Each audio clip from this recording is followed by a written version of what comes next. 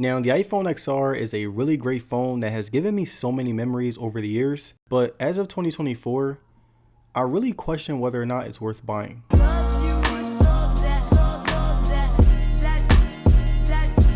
Now, as an owner of the iPhone XR, I feel like it's my job to give you guys the most honest answer regarding your purchase decisions. And while the iPhone XR is a really good phone that is holding up better than expected, I still don't really think it's worth buying. And the reason that I say this is because there are much better options for around the same price. You're better off getting the iPhone 11 or 11 Pro for 50 to 100 bucks more and get an extra few years of software upgrades. And even from a camera standpoint, I feel like the iPhone XR is one of the more outdated iPhones that is on its last leg in terms of longevity. More than likely, if you buy this phone, you're going to get another 1 to 2 years before it starts causing some problems. But besides my concerns that I have with the iPhone XR, I still wanted to share my experience and show you guys how it's holding up in 2024. Now, the iPhone XR is the oldest generation iPhone that is still able to get iOS 17, and after picking this phone up again, I would say that it's not the worst, but it can get really buggy whenever you try to access certain things. Like whenever I'm closing all of my apps or trying to open different apps, or when I'm trying to multitask, it's always either very laggy or it completely freezes on me and I have to restart it. And there were also slower animations most of the time. Like whenever I try to open an app, sometimes the animations will be choppy, and it reminds me of how old this phone actually is. The battery on the iPhone XR wasn't the greatest either. I was unable to put it through heavy use, so I settled for moderate use, and even that couldn't get me all day battery life. During my time of using the XR, I would scroll through a ton of social media apps like Twitter, Instagram, and TikTok. And when I wasn't on social media, I was tuning into some YouTube videos or messaging friends and family. If I wanted to get through the day more smooth, I would turn on power saving mode, and I found it to help me a lot. And once my phone hit around 40%,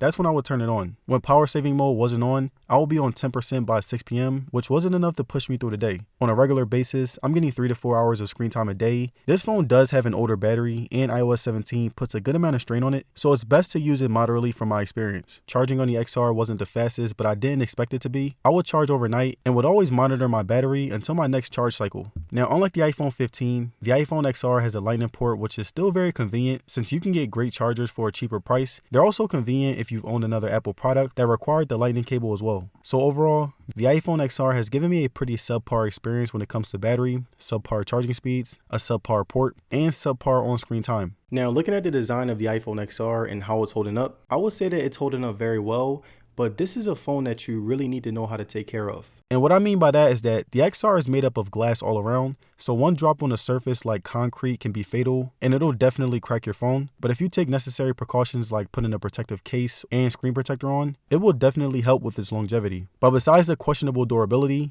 I feel like the glass all around gives that modern look that holds up in terms of aesthetics. And unlike newer base model iPhones, the iPhone XR is pretty rounded all around the base. The glass makes it feel slippery and can be prone to more fingerprints, but overall, it's still one of the more comfortable phones to hold. The black color is my favorite on the XR series. It gives off a black yet grayish vibe that still looks really good in 2024, and even when looking at it in the light, it still keeps up that consistency. Now, taking a look at weight, the iPhone XR is actually much heavier than the brand new iPhone 15, despite being smaller. It weighs 194 grams compared to the iPhone 15, which is 171 grams. And even though it is heavier, it was still very comfortable to hold for a long amount of time. So whether I was on my phone scrolling through social media or playing a game like Asphalt 9, I never had to complain about how comfortable it was to do either task. The XR's aesthetic is very similar to older iPhones, while still being able to look new. It has one camera and the old school notch, but other than that, it's still a very clean looking phone that holds up nice in 2024. Now, moving on to display, this is where the iPhone XR can seem pretty outdated. It has a 720p liquid retina display that isn't the greatest when compared to the iPhone 13, 14, or 15, but it can hold its own weight and doesn't really look that bad in person. The only thing that stops it from reaching the height of the iPhone 15 is the lower resolution. Right here, you can see me watching a video that brings out the colors, and I would say that it isn't the worst, and I think many people will still like it. The clean look is the best attribute that this display has. The colors were nice, the smoothness was great at times, and it still has some of that Apple sleekness to it. The brightness is shockingly close to some newer phones. The iPhone XR is at 625 nits of peak brightness compared to the Pixel 7, which is at 460 nits manually. Face ID is still very sharp and accurate. Apple has been dominating the facial recognition game for a while,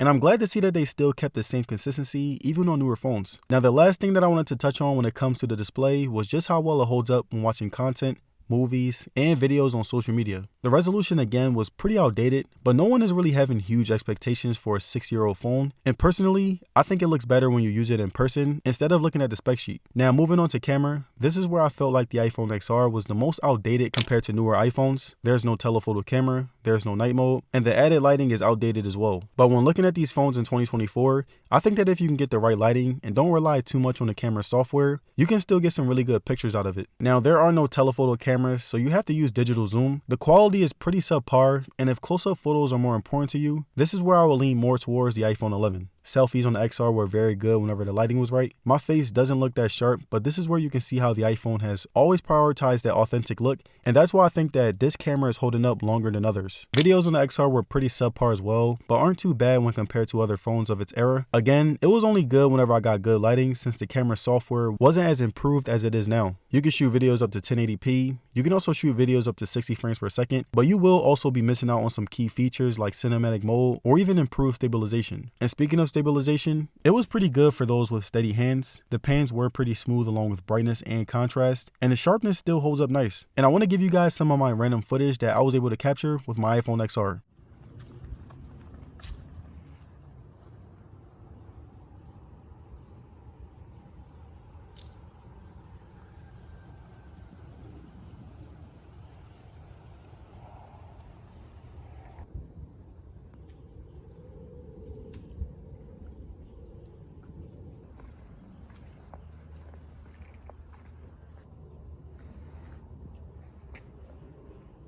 And alright you guys, that's it for my review on the iPhone XR. It's a phone that feels very outdated, but that's not the problem. My problem with the XR is that the competition within this era is just better. You can get an iPhone 11 or iPhone 12 for the same price, which I think are better overall. Better displays, better cameras, etc. And let me know down in the comments, do you think that the iPhone XR is worth buying in 2024? Let me know down below. And if you guys enjoyed this video, don't forget to like, share, and subscribe, and I'm gonna see you guys on the next one.